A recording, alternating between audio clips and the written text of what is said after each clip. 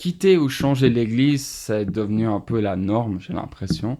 Du coup, je me suis penché sur la question. Je vais vous partager 2 raisons bibliques pour lesquelles on peut quitter l'église. Évidemment que je parle pas du déménagement. Nicky Campbell, le fondateur des Parcours Alpha, dit que l'église doit avoir une porte d'entrée gigantesque pour accueillir tout le monde et une petite porte de sortie, l'implantation d'église. Et c'est ce qu'on voit dans la Bible.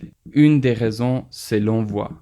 Dans Acte 13, on voit que l'Église, ainsi que Paul et Barnabas, discernent collectivement et individuellement que Dieu les envoie. Et j'aimerais insister sur ces 2 notions. Il y a à la fois une conviction personnelle, donc c'est pas l'Église qui va enfermer quelqu'un dans une fonction, un rôle qui permet justement par hasard de combler un poste vacant.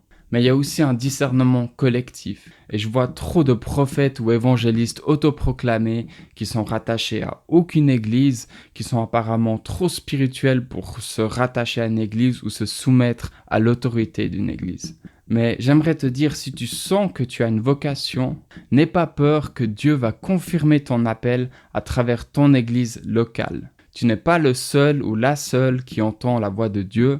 Fais confiance à Dieu que ton appel sera confirmé.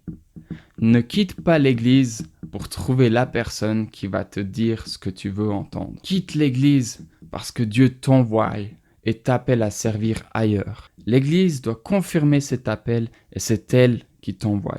Avant qu'on parle du 2e point, n'oublie pas de liker et t'abonner si tu apprécies le contenu, ça m'aide vraiment. Merci. Le 2e point, c'est les fausses doctrines. Il faut évidemment distinguer entre des enseignements fondamentaux et non fondamentaux.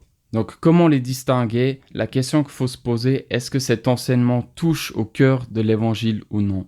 Voici quelques exemples qui sont tirés du Nouveau Testament.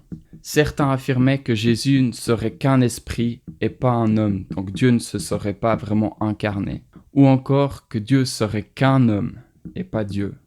Ou que Jésus aurait été créé, que Jésus, ou plutôt le Fils, aurait été créé, donc la 2e personne de la Trinité. Que Jésus ne serait pas ressuscité corporellement, mais juste spirituellement. Les libéraux, ils enseignent ça. Ouais, Jésus, il est ressuscité dans nos cœurs. Ça peut aussi être un laxisme ou une tolérance vis-à-vis du péché, ou encore le salut par les œuvres. Il y a certainement des cas à part, plus complexes, où il faut appliquer la sagesse, qui sortent peut-être de ce cadre. Est-ce que vous voyez d'autres raisons valables de quitter l'église? Et pour quelles raisons est-ce que les gens quittent l'église en réalité? Faites-le moi savoir dans les commentaires. Si tu réfléchis à quitter l'église parce que tu stagnes justement dans ta foi ou tu vis pas ce que tu aimerais vivre, regarde cette vidéo, je te donne 3 clés qui te permettront de progresser dans la foi.